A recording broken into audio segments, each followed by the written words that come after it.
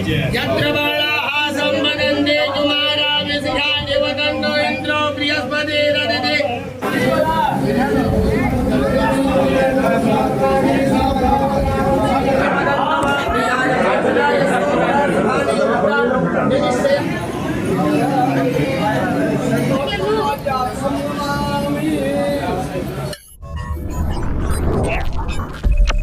नमस्कार, आप देख रहे हैं ब्रेकिंग बिहार। एक बार फिर से पहुंच गए हैं ब्रह्मपुर और जैसा कि लगातार आपको 2 महीनों से तस्वीर दिखा रहे हैं, डॉक्टर सत्य प्रकाश तिवारी ने ब्रह्मपुर का राजनीतिक पारा चढ़ा दिया है। बीजेपी से एनडीए से सबसे प्रबल दावेदार माने जा रहे हैं और आज ब्रह्मपुर में बाबा परमेश्वरनाथ का जो सुप्रसिद्ध मंदिर है उसमें पूजा करने के लिए डॉक्टर साहब अपने परिवार के साथ आए हैं। अपने व्यस्त दिनचर्या में से किस प्रकार से जनता के लिए समय निकालते हैं, लगातार इस सवाल का जवाब आपको हमने डॉक्टर साहब से दिलाया है। अपने क्षेत्र के लोगों से जो एक प्रेम है और अपने क्षेत्र के लोगों के लिए काम करने की जो इनकी लालसा है, इसी कारण से लगातार कैंप लगा करके और इन्होंने ठाना भी है कि अपने क्षेत्र के लोगों को छोटी मोटी जो आगे की समस्या है इसके लिए पटना नहीं जाना है। वैसे में जब डॉक्टर साहब आज यहाँ पूजा कर रहे हैं उसके बाद उनसे जानेंगे किस प्रकार से यहाँ का राजनीतिक पारा डॉक्टर साहब आपने बढ़ा दिया।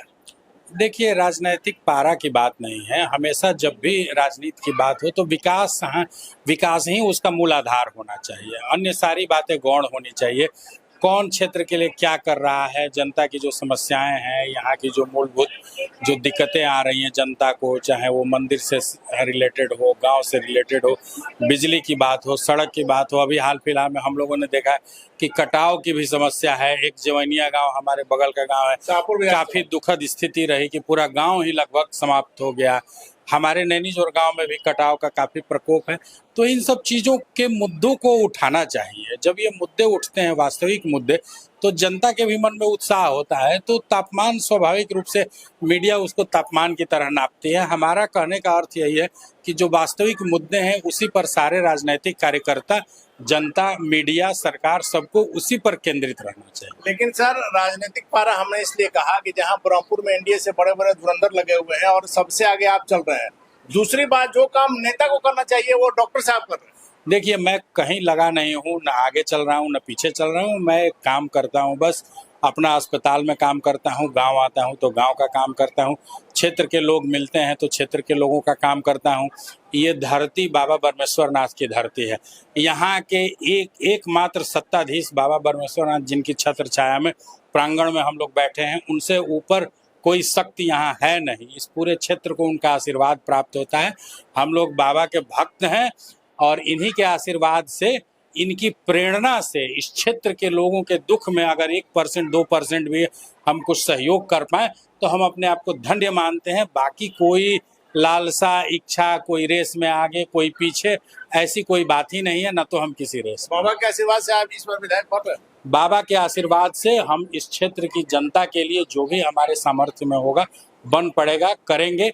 बाबा सबका जो भविष्य है वो निर्धारित करके रखते हैं। बाबा को ही पता है कि कौन क्या बनने वाला है, नहीं बनने वाला है। इसमें हमारे जैसे साधारण मनुष्य के कहने की कोई बात नहीं है। बाबा की छत्र छाया में बैठे हैं तो जो वही चाहेंगे वही। एनडीए में सब ठीक चल रहा है सर? बहुत अच्छा चल रहा है। चिराग पासवान का बयान शायद आपने नहीं सुना? देखिए, चिराग पासवान जी का मैंने बयान सुना और उसके लिए मैं 90% दोषी आप मीडिया कर्मियों को मानूंगा। क्योंकि हो क्या रहा है, कोई भी जो घटना होती है, आज सुबह ही बैठा था मैं डीजीपी साहब के साथ और चर्चा हो रही थी कि भाई कोई घटना होती है, कोई अगर व्यक्तिगत दुश्मनी से कोई घटना हो रही है तो उसको दुनिया की कोई पुलिस नहीं रोक सकती है। स्कॉटलैंड यार्ड भी, इंग्लैंड की जो स्कॉटलैंड यार्ड है वो भी नहीं रोक सकती है। पुलिस का रोल कहाँ है कि अपराधी को चिन्हित किया जाए, उसको अरेस्ट किया जाए, उस पर मुकदमा दायर किया जाए, उसको दंड दिलाया जाए।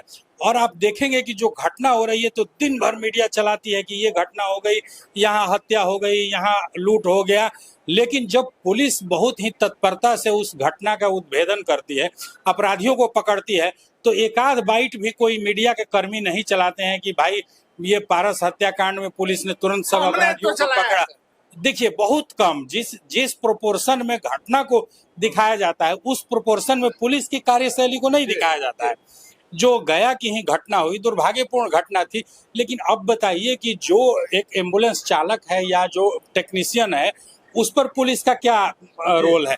हाँ, उस घटना में पुलिस ने उसको पकड़ा और उसको सजा दी जाएगी। इस घटना को कोई कानून व्यवस्था से नहीं लेना देना है।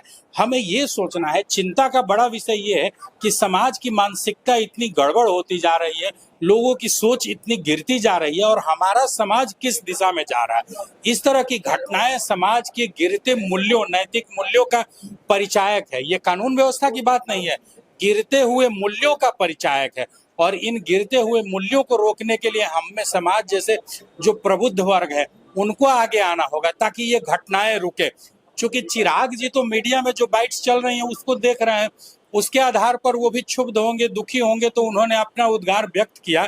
मैं उसका सम्मान करता हूं कि भाई कोई दुर्भाग्यपूर्ण घटना हो तो होना चाहिए, लेकिन वास्तविकता ये है नहीं। कानून व्यवस्था बिल्कुल सुदृढ़ है, अपराधियों पर बिल्कुल लगाम है। जितने भी तरह के संगठित अपराध हैं, गैंगस्टर हैं, गैंग जो लोग चलाते हैं उन पर रोक है जी, रोक है, नकेल है। प्रदेश बिल्कुल सुरक्षित है। हमारी सरकार तत्पर है, हमारे पुलिस के मुखिया जो हैं वो तत्पर हैं, पुलिस प्रशासन चाक चौबस्त है। पुलिस पर हमारा कोई सवाल नहीं सर, पुलिस पूरी तरह से मुस्तैद है। लेकिन सर शायद आपने चिराग पासवान का वो बयान नहीं पढ़ा है या मीडिया नहीं चला रहा है सर। चिराग ने कहा है पुलिस निकम्मी है और सरकार को सपोर्ट करने का हमें दुख है। देखिए, मैं यही तो कह रहा हूं कि इसमें मीडिया की ही कमी है, क्योंकि जब आप घटना चलाते हैं और घटना का जब निराकरण हो गया उसको भी आप उतनी ही तत्परता से दिखाएंगे तो चिराग जी के पास ये मैसेज जाएगा कि घटना तो हुई लेकिन पुलिस ने इतना अच्छा काम किया कि सारे अपराधी पकड़े गए और उनको कानून के दायरे में लाया गया। तब ये इस तरह के बयान नहीं आते।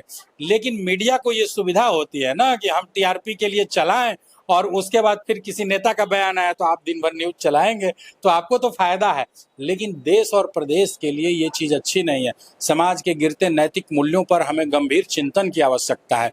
इसको हल्के राजनीतिक बयानबाजियों से नहीं दूर किया जा सकता है। हम सभी चिंतित हैं कि भाई हमारा समाज कहाँ जा रहा है, क्यों इस तरह की घटनाएं हो रही हैं। इस तरह की घटनाएं अत्यंत दुर्भाग्यपूर्ण है।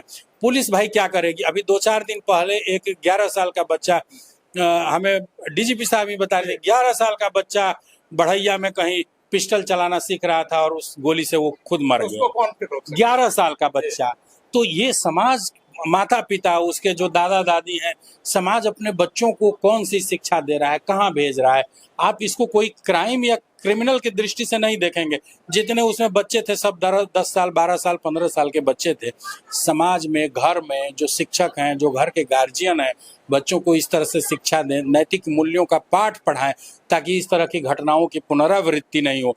पुलिस तो अपना काम कर ही रही है और पुलिस बहुत मजबूती से हर एक अपराधियों को दंडित करने के लिए खड़ी है।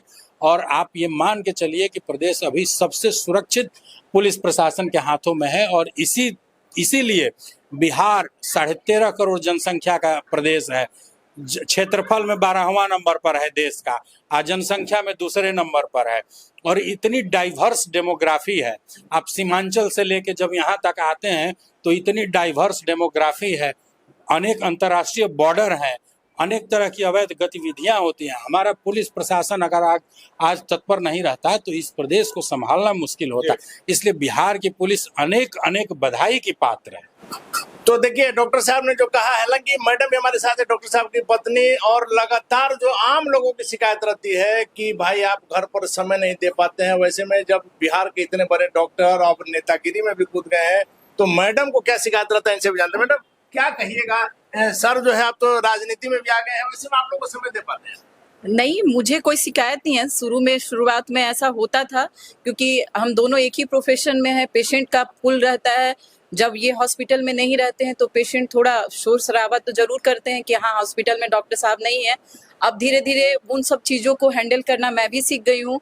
पेशेंट भी अब ये चीज़ है कि इनके बाद पेशेंट अब ढूंढते हैं तो मेरे समझाने और दिखाने से वो मान भी जाते हैं। लेकिन ये जरूर है कि ये जितना टाइम अपने क्षेत्र में देते हैं उतना ही टाइम अपने कार्य को भी देते हैं, क्योंकि दोनों में बैलेंस चलाकर ही लाइफ को अच्छे तरह से बैलेंस किया जा सकता है। लेकिन मैडम जहाँ तक हम देखते हैं सर, 200 पेशेंट देखते हैं, 15 से 20 ऑपरेशन डेली करते हैं। क्षेत्र में भी देखिए तो सप्ताह में 3 से 4 दिन नजर आते हैं। वैसा उन्होंने काम किया जो नेताओं को करना चाहिए, लेकिन वो नहीं कर पाए। तो कहीं ना कहीं परिवार का ही तो समय इसमें जाया होगा। नहीं, हाँ ये तो है, बट कुछ चीजें पाने के लिए कुछ चीजें खोनी भी पड़ती हैं, ये बात सही है। बट जब एक बहुत अच्छे, मतलब भाजपा से ही संबंधित अच्छे योग्य थे, उन्होंने मुझे एक लाइन बोला कि अगर अच्छे लोग राजनीति में नहीं जाएंगे तो फिर राजनीति का मतलब विकास कैसा होगा। अगर हम सिर्फ बुरे लोग या फिर जिस तरह की चीजें हमारे इन्वायरमेंट में हो रही है और जो नेता बन रहे हैं, अगर उसमें प्रबुद्ध लोग, अच्छे लोग नहीं जाएंगे तो राजनीति का स्तर कैसे ऊपर होगा। लेकिन एक चीज मानिएगा ना मैडम कि लोग अपने बच्चों को कहता है कि आप डॉक्टर बनिए, इंजीनियर बनिए, आप भी पढ़ी लिखी महिला है, खुद डॉक्टर है, कोई व्यक्ति आज के समय में यह नहीं कहता है कि आप नेता बनिए। नहीं, कोई नहीं बोलता है ये, इसलिए क्योंकि राजनीति में ऐसे लोगों का कमी है। तो जब हमेशा आप देख रहे हैं कि उसी तरह के लोग हैं, तो वैसे लोगों में अपने बच्चों को कोई नहीं भेजना चाहेगा कि हाँ उस तरह के लोग जाएं जहां पे राजनीति ऑलरेडी बहुत गंदी है। तो कोई भी नहीं चाहता अपने बच्चों को, हर कोई चाहता है कि ऐसे जगह पे जाएं जैसे विकास हो, अच्छी चीज हो, डेवलपमेंट हो। राजनीति तो वही है ना कि अगर अच्छे लोग नहीं जाएंगे राजनीति में तो राजनीति का सुधार कैसे होगा। चलिए, तो डॉक्टर साहब की सफलता का राज आपने देख लिया कि पत्नी का भी पूरा सपोर्ट है। वैसे में लगातार हमने कहा, हालांकि डॉक्टर साहब ने इनकार किया है, एनडीए के सबसे प्रबल दावेदार हैं और जो काम इन्होंने करके दिखाया है शायद अभी तक के नेताओं ने भी नहीं किया, इसी कारण से हलचल। और चिराग पासवान की बातों को लेकर के सीधे तौर पर कहना है कि एनडीए में सब कुछ ठीक है। हालांकि डॉक्टर साहब ने इसमें मीडिया का ही दोष दिया है, लेकिन हम वैसी बात नहीं मानते हैं। आज डॉक्टर साहब यहाँ ब्रह्मपुर में आए हैं और डॉक्टर साहब की लोकप्रियता क्या कुछ असर दिखाएगी बिहार विधानसभा के चुनाव में। ब्रह्मपुर में कहा जा रहा है कि इस बार डॉक्टर साहब कमल खिलाएंगे। इन बातों में क्या होगा ये तो वक्त बताएगा। फिलहाल अपन रहे हैं ब्रेकिंग न्यूज।